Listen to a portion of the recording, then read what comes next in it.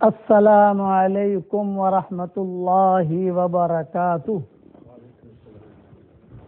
الحمد للہ نحمده ونستعینه ونستغفره ونؤمن به ونتوکل علیہ ونعوذ باللہ من شرور انفسنا ومن سیئات اعمالنا ونعوذ باللہ من شرور انفسنا ومن سیئات اعمالنا ونعوذ باللہ من شرور انفسنا ومن سیئات اعمالنا من يهده الله فلا مضل له ومن يضلله فلا هادي له ونشهد أن لا إله إلا الله وحده لا شريك له ونشهد أن سيدنا ومولانا محمدا عبده ورسوله صلى الله عليه وعلى آله وأصحابه وبارك وسلم تسليما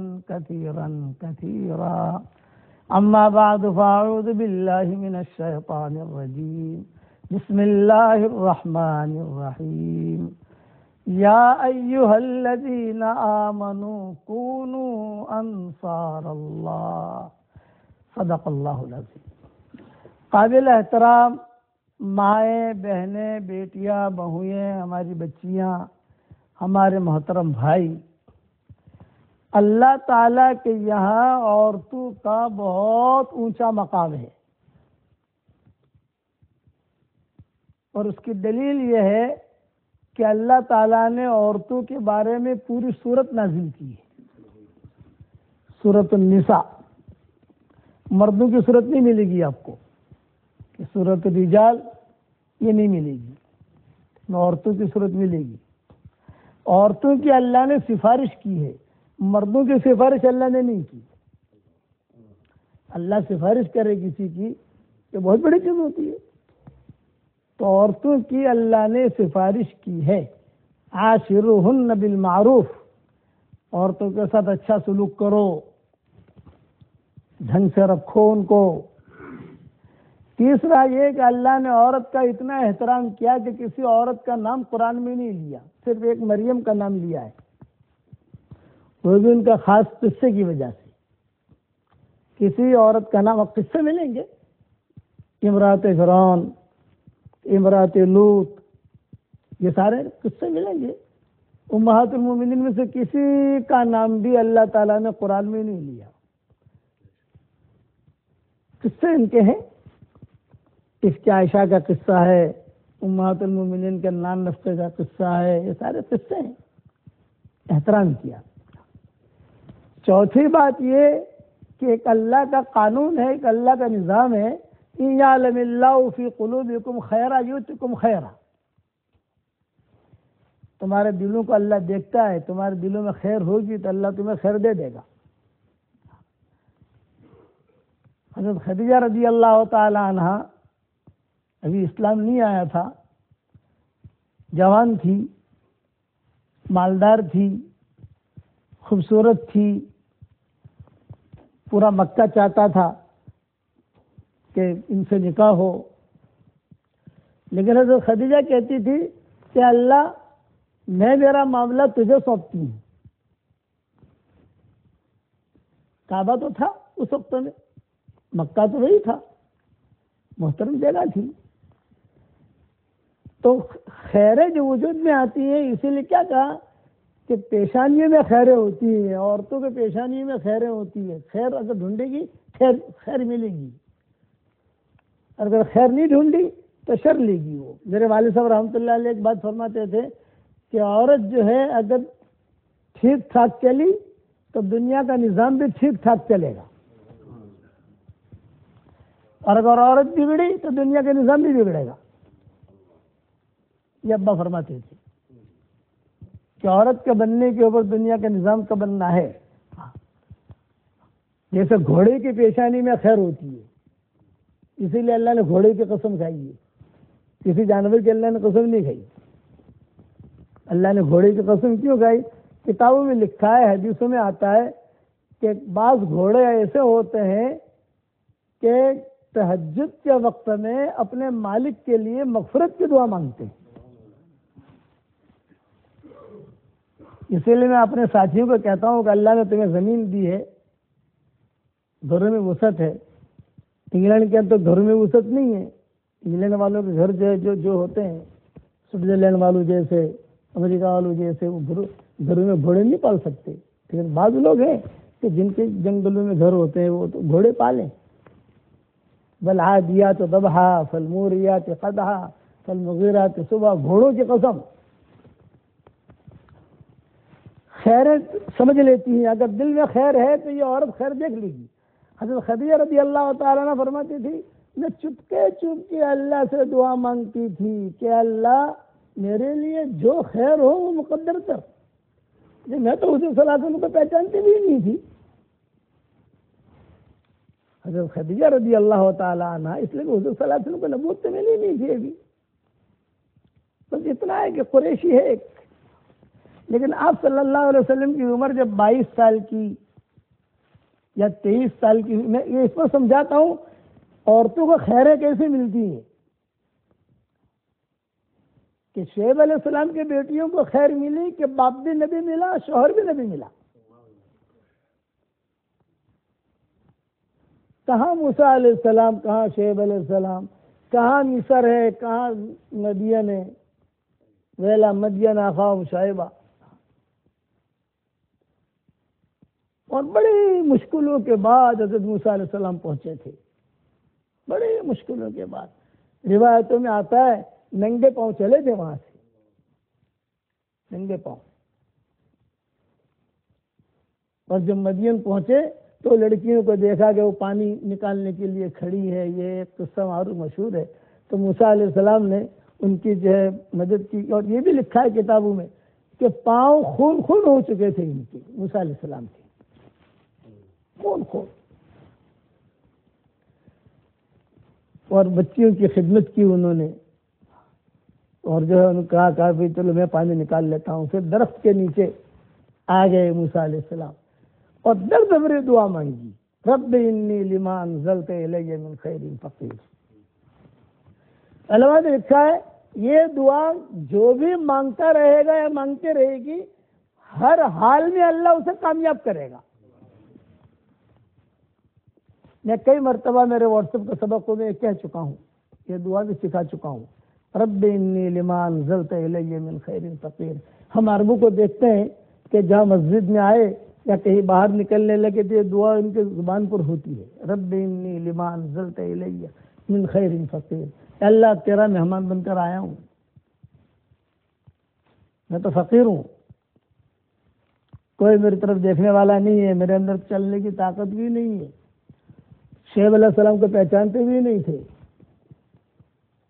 لیکن وہ لڑکیاں جو ہیں وہ موسیٰ علیہ السلام کو پہچان گئی، نور دیکھ لیا.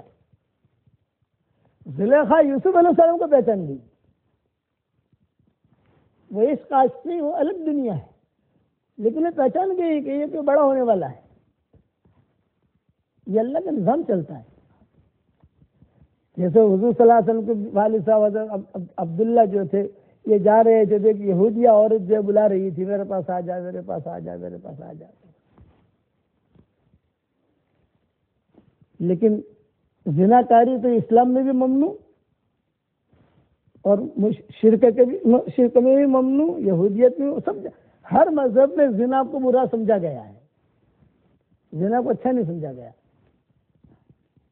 جب شادی ہو گئی حضرت آمنہ کے ساتھ حضرت عبداللہ کی، پھر وہ لڑکی وہی اور یہودیہ عورت جو تھے وہ آپا تھی، یہودی کی وہ آپا تھی. وہ دیکھتی تھی، دیکھ کر پھر جو اسے بلایا نہیں، نکل گئے حضور صلی اللہ علیہ وسلم کے والد. تو ایک مرتبہ پوچھا ارے روزانہ تو مجھے بلاتی تھی، اب کیوں نہیں بلاتی؟ بولے تیری پیشانی پر نبوت کا نور تھا، وہ دوسری جگہ منتقل ہو گیا، میں چاہتی تھی وہ نور میرے پیٹ میں آئے. یہ تو حضرت خدیجہ جو ہے یہ حضور صلی اللہ علیہ وسلم کو زیادہ پہچانتی بھی نہیں تھی، لیکن تاجرہ تھی، مالدار تھی. لوگ جو ہے اس سے پیسے لے کر شام کی تجارت کے لیے جاتے تھے. تو ایک مرتبہ ابو طالب نے اور ابو طالب کی بیوی فاطمہ صدیقہ نے یہ کہا کہ بیٹا محمد اب تو تمہاری عمر بڑی ہو گئی، گھر میں کھانا پینا نہیں ہے۔ ابو طالب کے 4 بیٹے تھے، 2 مسلمان تھے، 2 غیر مسلم تھے۔ حضرت علی، حضرت جعفر یہ مسلمان تھے، دوسرے تھے وہ غیر مسلم تھے۔ ہاں، اور ایک بہن تھی ام ہانی، حضور صلی اللہ علیہ وسلم کی چچا بہن تھی۔ حضور صلی اللہ علیہ وسلم بہت تذکرہ کرتے تھے ام ہانی کا۔ پھر انہوں نے کہا کہ کچھ دھندا بندہ کرو۔ آپ نے فرمایا کیا دھندا کروں، مجھے تو کچھ آتا نہیں ہے۔ فرمایا کہ نہیں، تم جو ہے خدیجہ کے یہاں جاؤ، اور وہ پیسہ دیتی ہے سب کو، تو تم بھی پیسے لو اور تجارت کرو۔ تو اپنا فقیری کا پیالہ لے کر، کشکول، جیسے فقیر لوگ کشکول لیتے ہیں نا، ایسے فقیری کا پیالہ لے کر حضور بھی لائن میں کھڑے ہو گئے پیچھے۔ حضرت خدیجہ نے بیٹھے ہوئے، وہ سب سے انٹرویو لے رہی تھی۔ داہنی طرف سونے کے سکے ہوتے تھے تھیلیوں میں، بائیں طرف چاندی کے سکے ہوتے تھے تھیلیوں میں۔ تو حضور صلی اللہ علیہ وسلم سے وہ کھڑے رہے، خدیجہ کی نگاہ پڑی، نگاہ پڑتے ہی خدیجہ پہچان گئی۔ اس کے پرائیویٹ سیکرٹری تھی نفیسہ، اس کا نام آتا ہے کتابوں میں نفیسہ۔ اس کو بلایا اور کہا کہ وہ لڑکا جو پیچھے کھڑا ہے وہ کون ہے، بلاؤ اس کو۔ تو لائن تھی، جیسے امریکہ کی ویزے کی لائن لگتی ہے، انگلینڈ کی ویزے کی لائن لگتی ہے، وہ لائن لگی ہوئی تھی۔ وہ لائن لگے تو یہ لڑکا، یہ آدمی نہیں، یہ نہیں آپ کا، یہ وہ پیچھے والا، پیچھے یہ، ہاں۔ بلایا، حضور صلی اللہ علیہ وسلم بیٹھے، کہ کہاں سے آئے ہو تم؟ یہ تو خدیجہ پوچھ رہی ہے۔ اور پھر جو ہے پوچھا، حضور نے فرمایا بھی میں تو محمد ابن عبداللہ ہوں، چچا کے یہاں ہوں، میرے والد کا انتقال ہو چکا ہے، میری والدہ کا بھی انتقال ہو چکا ہے، اور یہ میری حالت ہے، تو کیوں آئے ہیں کہ میں بھی کوئی دھندا بندہ کروں، پیسے مل جائے۔ حضرت خدیجہ نے نفیسہ کو بلایا اور نفیسہ کے کان میں کہا کہ دیکھ بھائی، یہ لڑکے کو تو پہچانتی ہے؟ بولے ہاں میں جانتی ہوں۔ کہاں رہتا ہے؟ ابو طالب کے یہاں۔ قریش معروف تھے، یہ سب قریشی تھے، کوئی بڑا خاندان کوئی چھوٹا خاندان ہوتا ہے نا اپنے یہاں جیسے۔ مکہ میں جا کر اس کا بایو ڈاٹا نکالے، جب وہ خیر چل رہی ہے۔ اللہ کیا کہتے ہیں؟ یعلم اللہ فی قلوبکم خیرا یؤتکم خیرا، تمہارے دل میں اللہ خیر دے گا تو تمہیں خیر اللہ دے دے گا، انگلینڈ میں رکھ کر بھی دے دے گا۔ جنگل میں رہو گے آپ تو بھی اللہ خیر دے گا، دل میں خیر ہونی چاہیے، اور اگر دل میں خیر نہ ہوئی تو حرم میں رہ کر بھی محروم رہے گا۔ ابو جہل ابو لہب حرم میں رہ کر ہی تو محروم ہوئے، اور بلال جو ہے حبشہ سے آ کر خیر لے کر چلے گئے، سلمان فارس سے آ کر لے کے چلے گئے۔ تو نفیسہ کو بھیجا، کسی کی بھی تحقیق کرنی ہو تو 1-2 بہنوں سے کہہ دو، آپ 1 گھنٹے میں پورا رپورٹ مل جائے گا آپ کو۔ سی آئی ڈی والے کیا آپ کی رپورٹ نکالیں گے جتنی ہماری بہنیں بیٹیاں نکالیں گی؟ تو کتابوں میں لکھا ہے وہ تو تھوڑی دیر میں یہ گھوم گھام کر آ کر خدیجہ کے کان میں کہا شریف ابن شریف، بس اتنا جملہ کہا، شریف ابن شریف۔ خدیجہ سمجھ گئی، حضور صلی اللہ علیہ وسلم کو پتا نہیں کہ کیا ہو رہا ہے، تو سب کو نمٹا کر حضور صلی اللہ علیہ وسلم کو لے کر خدیجہ گھر میں گئی، اور نفیسہ بھی تھی، ان کا غلام کو بھی بلایا، اور حضور صلی اللہ علیہ وسلم کو پیسے بھی دیے، اور کہا جاؤ، اور ساتھ میں غلام کو بھی کر دیا کہ جاؤ پورے سفر کے اندر کیا کرتے ہیں تو تحقیق کرنا، یہ خیریں چل رہی ہیں۔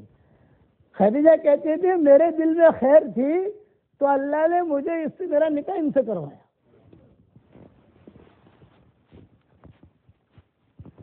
اب حضور صلی اللہ علیہ وسلم سفر میں گئے،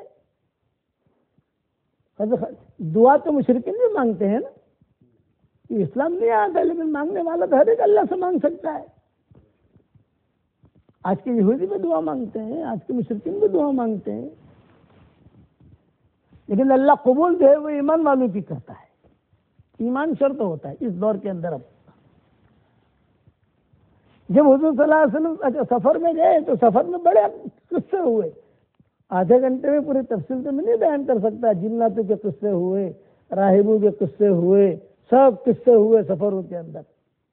ایک درخت کے نیچے حضور صلی اللہ علیہ وسلم ٹھہرے تو سارے یہود نصارہ کے بڑے بڑے رہبان پادری یہ بھاگے بھاگے آئے، یہ فرمائے یہ لڑکا کون ہے، لڑکا کون ہے؟ ہماری کتابوں میں لکھا ہے کہ یہاں جو آدمی قیام کرے گا وہ اس زمانے کا آخری نبی ہوگا۔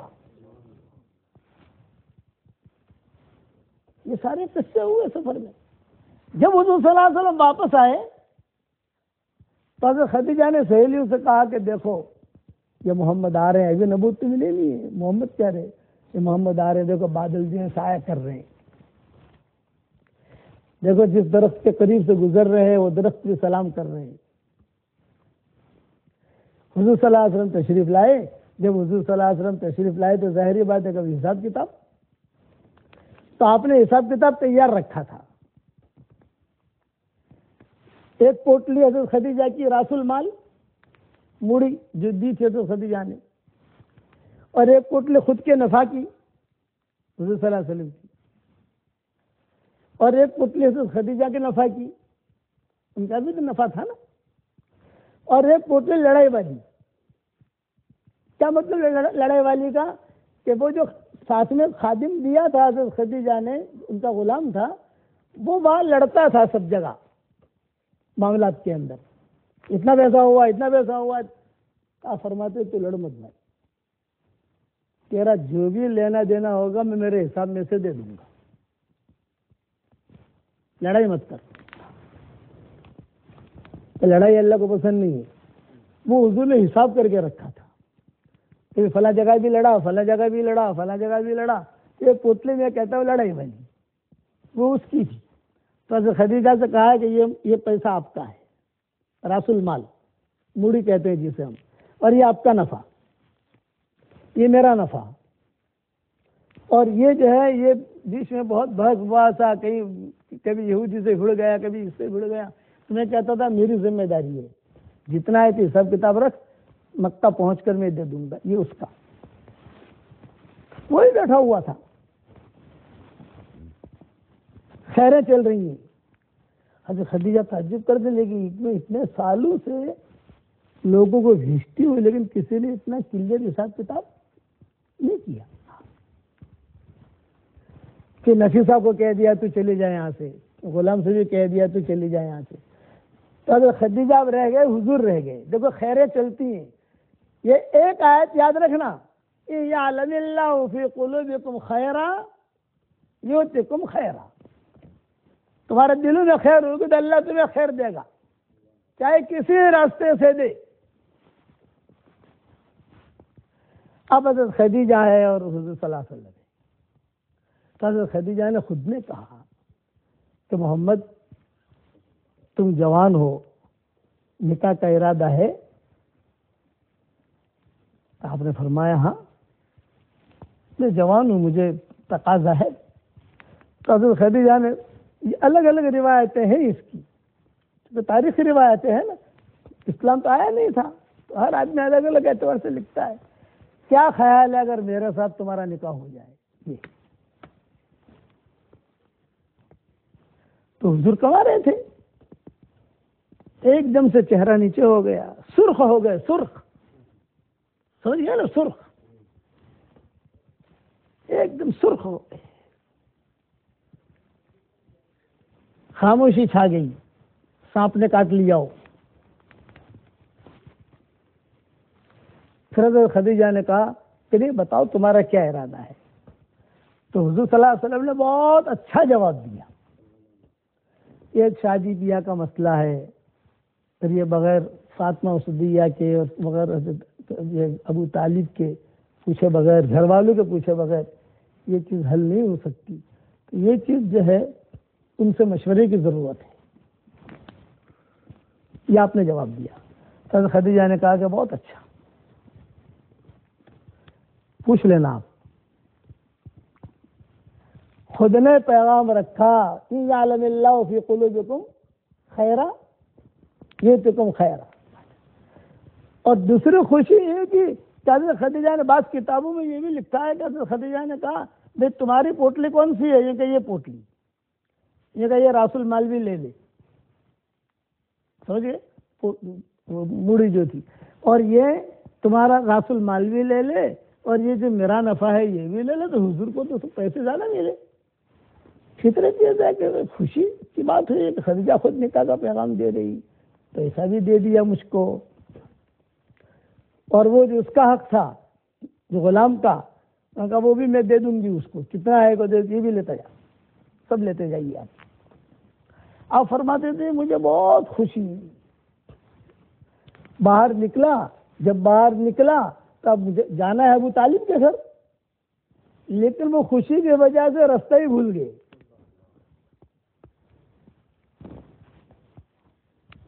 مدینہ منورہ میں ہمارے بیانات ہوتے ہیں تو عرب ہمیں لینے آتے ہیں، عرب چھوڑنے آتے ہیں، تو ہم شرط لگاتے ہیں ان کے ساتھ کہ بھئی دیکھو ہم آپ کے یہاں آئیں گے لیکن ہماری شرط ہے کہ کھانا نہیں کھائیں گے۔ جیسے انگلینڈ والوں کے ساتھ ہم نے شرط لگائی ہے بھئی ہم کسی کی دعوت قبول نہیں کریں گے یعنی اس کے گھر نہیں جائیں گے، جسے کھلانا ہے ہمیں یہ ہمارے گھر بھیج دو، ہمارے میزبان کے یہاں، تاکہ ہمارا دوسرا کام ہم کر سکیں۔ اور اللہ جزائے خیر دے، انگلینڈ والے اسے نبھا بھی رہے ہیں۔ کسی کے گھر جاؤ تو پھر 4 گھنٹے کو ضائع ہو جاتے ہیں، 4 گھنٹے، 10 آدمی کو بلائے گا، یہ بلائے گا، ٹائم پہنچ جاتا ہے۔ اس سے اچھا ہم اپنے گھر بھیج دو، ہمیں 3 آدمیوں کا کھانا ہے، کتنا کھانا ہے؟ اب وہ ایک شرط یہ ہوتی ہے کہ تمہارے یہاں کھانا نہیں کھائیں گے عربوں کے یہاں، دوسری شرط ہے کہ بیان کے بعد ہمیں فوراً حرم چھوڑ دو آپ۔ تو کبھی کبھی وہ جو ڈرائیور ہوتا ہے نا، حرم لے جانے کے بجائے احد کی طرف لے جاتا ہے، اور کبھی کبھی قبا کی طرف لے جاتا ہے۔ ارے بھائی تو کہاں جا رہا ہے میرے بھائی؟ حرم تو سامنے۔ ارے بولا حضرت آپ کو دیکھ کر میں راستہ ہی بھول گیا۔ اب گھر گئے، وہاں جا کر بیٹا آیا، بیٹا آیا، بیٹا آیا، خوش ہوئے ابو طالب، فاطمہ صدیہ بہت خوش ہوئے، واہ واہ واہ واہ واہ واہ واہ۔ آپ نے بھی جو ساری کارگزاری سنائی یہ ہوا۔ پھر آپ نے کہا ایک پرائیویٹ بات کرنا چاہتا ہوں، بتاؤ۔ دونوں بیٹھے ہیں، کون؟ ابو طالب اور فاطمہ صدیہ، ان کی بیوی کا نام تھا فاطمہ صدیہ۔ حضور صلی اللہ علیہ وسلم نے ان کے انتقال پر ڈبل قبر کھدوائی ہے۔ ایک ہی عورت ہے ہماری پوری شریعت میں کہ ان کے لیے ڈبل قبر کھدوائی مدینہ منورہ میں، کہ اس کے لیے ڈبل قبر کھودو۔ بڑا لمبا قصہ ہے، کبھی انشاءاللہ سنا دیں گے، ابھی تو 8 منٹ رہ گئے آپ کے یہاں۔ کہا خدیجہ نے یہ کہا ہے میرے ساتھ نکاح کرو گے تم؟ تو ابو طالب تو بڑے لوگوں میں تھے۔ ابو طالب نے کہا ارے تو نے خواب دیکھا ہوگا، آپ نے خواب دیکھا ہوگا۔ فاطمہ صدیہ غصہ ہو گئی، نہیں نہیں، کیوں؟ یہ میرا بیٹا اس سے بھی اونچا ہے،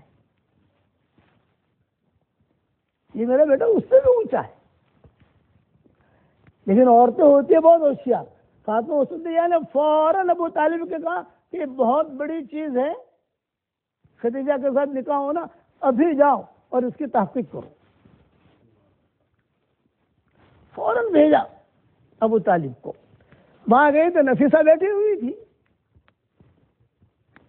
یہ کہا آپا سے ملنا ہے، یہ کہا آپا اب نہیں ملیں گے، کل ملیں گے، کہ بہت ارجنٹ کام سے آیا ہوں۔ یہ کہا نہیں، کل ملاقات ہوگی۔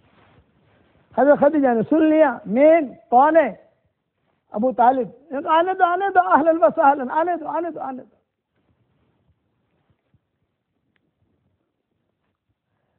ابو طالب آئے، بیٹھے، بات کی، اور یہ جملہ کہا کہ ایسے خبر مجھے ملی ہے۔ تو خدیجہ نے کہا صحیح ہے۔ ابو طالب نے ایک سوال کیا، یہ کیا کہ تمہارا اتنا اونچا مقام اور ہم تو فقیر لوگ ہیں، نہ گھر ہے، نہ بندہ، نہ پرندہ، کچھ بھی نہیں ہمارے پاس، کھانا بھی نہیں ہے، غربا ہے۔ وہ غریب تھے اس وقت میں، فقیر، زیادہ مال نہیں تھا ابو طالب کے پاس۔ اور پھر تمہارے خاندان والے کیسے تیار ہوں گے؟ بعض روایت میں ہے کہ باپ کا انتقال ہو چکا تھا ان کے، بعض روایت میں ہے کہ ان کے والد زندہ تھے، بعض روایت میں ان کا ماموں زندہ تھی، خاندان کے لوگ ہوتے ہیں نا. تو ایک مورخ نے لکھا ہے حضرت خدیجہ نے کہا ہے کہ میں سیٹنگ کر لوں گی. تو کیا کرو گی تھوڑا سمجھ میں تو آئے. یوں کہا میرا معمول یہ ہے روزانہ سورج غروب ہونے کے بعد والد کو 1 بوتل شراب کی پلاتی ہوں روزانہ، اور پوری رات وہ پڑے رہتے ہیں، سوئے رہتے ہیں. لیکن کوئی خاص کام ہوتا ہے تو بڑے چیک کے اوپر دستخط کروانے ہوتے ہیں، مثال دے رہا ہوں میں، تو بڑا کام کروانا ہوتا ہے تو 2 بوتلیں پلا دیتی ہوں. جس دن یہ نکاح والی بات طے ہوگی تو 2 بوتلیں پلا دوں گی. تو وہ ہاں کریں گے نکاح ہو جائے گا. خیر نکاح کی بھی لمبی تفصیل ہے. پھر جب نکاح ہوا، مہر طے ہوئی، کھانے کا نظام دے تو خدیجہ نے کیا وغیرہ وغیرہ، مکان وغیرہ کا دے دیا. جب حضور صلی اللہ علیہ وسلم داخل ہوئے غرفہ خاص میں تو حضرت خدیجہ نے حضور کا ہاتھ پکڑا اور ہاتھ پکڑ کر یہ کہا کہ دیکھو محمد، میرا اس سے ارادہ کچھ اور نہیں ہے، بلکہ میں ایک وعدہ کروانا چاہتی ہوں آپ سے. آپ نے فرمایا کیا؟ یہ فرمایا آپ کے پیشانی پر مجھے نبوت کا نور محسوس ہو رہا ہے. ایک دن آئے گا اللہ آپ کو نبی بنائے گا، اس وقت میں خدیجہ کو طلاق مت دے دینا.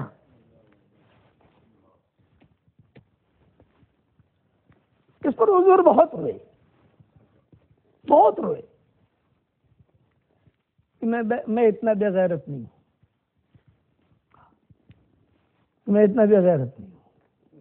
جب اللہ تعالیٰ آپ کو چمکائے گا، آپ کے پیشانی پر میں دیکھ رہی ہوں نبوت کا نور ہے. ان یعلم اللہ فی قلوبکم خیرا یؤتکم خیرا.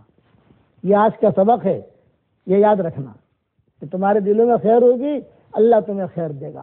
یہ قصہ بہت لمبا ہے، میں کئی مرتبہ بیان کر چکا ہوں، لیکن اللہ تعالیٰ کئی اور پروگراموں میں توفیق دے گا تو انشاءاللہ یہ قصہ مزید تفصیل سے بیان کریں گے. پھر حضور صلی اللہ علیہ وسلم کا جو خدیجہ کی اسی غرفہ خاص کے اندر میٹنگ ہوئی، تو بعد میں سنائیں گے انشاءاللہ. اب جو ہے ایک ہدیہ دیتا ہوں، 10 مرتبہ سورہ اخلاص پڑھ لو تو جنت کے اندر ایک محل تیار ہو جاتا ہے. 20 مرتبہ پڑھو 2 محل تیار ہو جاتے ہیں. 30 مرتبہ پڑھو 3 محل تیار ہو جاتے ہیں. 40 مرتبہ پڑھو 40 محل تیار ہو جاتے ہیں. تو جتنے محل بنانے ہو بناؤ. آج کل میں جتنے بھی ہمارے شاگرد ہیں واٹس ایپ کے سبق کے، میں ان سے یہ عرض کرتا ہوں کہ 313 مرتبہ سورہ اخلاص پڑھو، 313 مرتبہ درود شریف پڑھو، 313 مرتبہ استغفار پڑھو، 313 مرتبہ سورہ فاتحہ پڑھو. ایک دن میں نہیں پڑھ سکتے کوئی بات نہیں، 2 دن میں پورا کرو، 3 دن میں پورا کرو، 4 دن میں پورا کرو، 5 دن میں پورا کرو. اس کے بعد اللہ تعالیٰ سے جو دعا مانگو گے اللہ آپ کی دعا قبول کرے گا.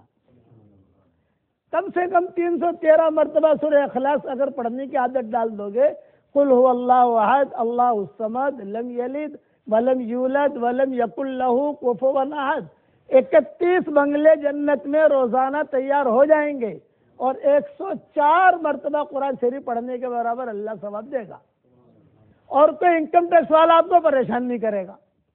دنیا میں 1 بنگلہ لے لو 2 بنگلہ لے لو، انکم ٹیکس والوں کو فون آتے نہیں آتے، اور وہاں روزانہ 31 بنگلے. اور دوسری بات یہ کہ جو اللہ جنت میں بنگلہ دینے پر قادر ہے وہ اللہ دنیا میں بھی قادر ہے، انگلینڈ میں بھی قادر ہے. رات کو نیند نہ آئے تو یوٹیوب مت دیکھو، جنت میں بنگلہ بناتے سو جاؤ.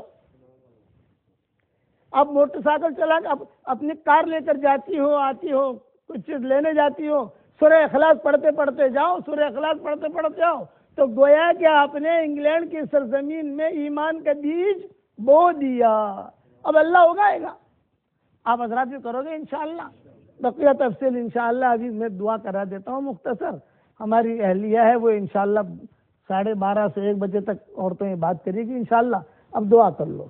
اللہم لک الحمد کما انت اہلہ فصل وسلم علی سیدنا محمد کما انت اہلہ وفعل بنا ما انت اہلہ فإنك أهل التقوى وأهل المغفرة، اے ہمارے پیارے اللہ ہمارے گناہوں کو معاف فرما، ہماری خطاؤں سے درگزر فرما، ہمارے ان ماؤں بہنوں کے جمع ہونے کو قبول فرما، اے اللہ بھائیوں کے جمع ہونے کو قبول فرما، اے اللہ پورے UK کو قبول فرما، برطانیہ کو قبول فرما، اے اللہ انگلینڈ کو قبول فرما، ایک ایک ذرے ذرے کو قبول فرما، اچانک کا خیر ہمیں نصیب فرما، اچانک کے شر سے تو ہماری حفاظت فرما۔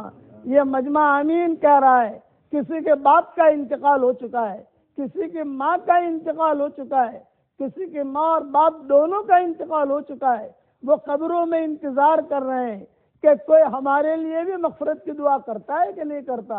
اے اللہ ہمارے ماں باپ کی مغفرت فرما، ان کی ہڈی ہڈی کو جنت نصیب فرما، اور جو زندہ ہوں ان کی قدر کرنے کی توفیق عطا فرما۔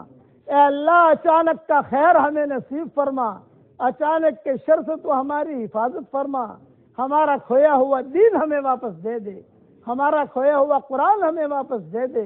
اے اللہ اگر آپ نے ہمارا نام سعیدوں اور نیک بختوں میں لکھا ہو تو ہمارا نام انہی میں لکھے رکھیو، اور اگر آپ نے ہمارا نام شقی اور بدبختوں میں لکھا ہو تو ہمارا نام ان کی فہرست سے مٹا دینا، اور نیک لوگوں کی فہرست میں ہمارا نام لکھ لینا۔ لکھنا بھی آپ کا کام ہے، نکالنا بھی آپ کا کام ہے، لوح و قلم بھی آپ کے پاس ہیں۔ اے اللہ اس مجلس کے فرشتے آسمان تک بھرے ہوئے ہیں، اے اللہ ان فرشتوں کے آمین کے کہنے کو قبول فرما۔ اے اللہ جن کے لڑکے لڑکیاں شادی کے لائق ہوں، غیر شادی شدہ ہوں، بہترین جوڑوں کا ان کے لیے انتظام فرما، جو بے اولاد ہوں نیک صالح اولاد انہیں نصیب فرما، جن کے اولاد تو ہے مگر نافرمان ہو، اے اللہ ان کے نافرمان اولاد کو فرما بردار بنا دے، جو مانگا وہ عطا فرما، مانگنے سے رہ گیا وہ عطا فرما، اور اپنے فضل و کرم سے ہماری ساری دعاؤں کو قبول فرما۔ ہمارے بھائی الیاس کو صحت کا لباس پہنا دے، جو بیمار ان کو شفا عطا فرما، تیری مخلوق میں سے جو پریشان حال ہو ان کے پریشانیوں کو دور فرما، تیرے مخلوق میں سے جسے دکان کی ضرورت ہو دکان عطا فرما، جسے مکان کی ضرورت ہو مکان عطا فرما۔ اے اللہ اس امت کے لیے حلال بستروں کا انتظام فرما دے، حرام بستروں سے اس امت کی تو نجات دے دے۔ اے خوبصورت پردے والے، اے خوبصورت پردے والے، ہمیں مانگنا نہیں آتا مگر تجھے دینا تو آتا ہے، اپنے کرم سے عطا فرما۔ میری اس دعا پر دنیا میں جہاں کہیں آمین کہی جائے، اور یہ مجمع یہاں جو آمین کہہ رہا ہے انگلینڈ میں، اے اللہ ان کی جائز مرادوں کو بھی پوری فرما، ہماری جائز مرادوں کو بھی پوری فرما، اور اپنے فضل و کرم سے ہماری ساری دعاؤں کو قبول فرما۔ سبحان ربنا رب العزت عما یصفون وسلام علی المرسلین والحمد للہ رب العالمین۔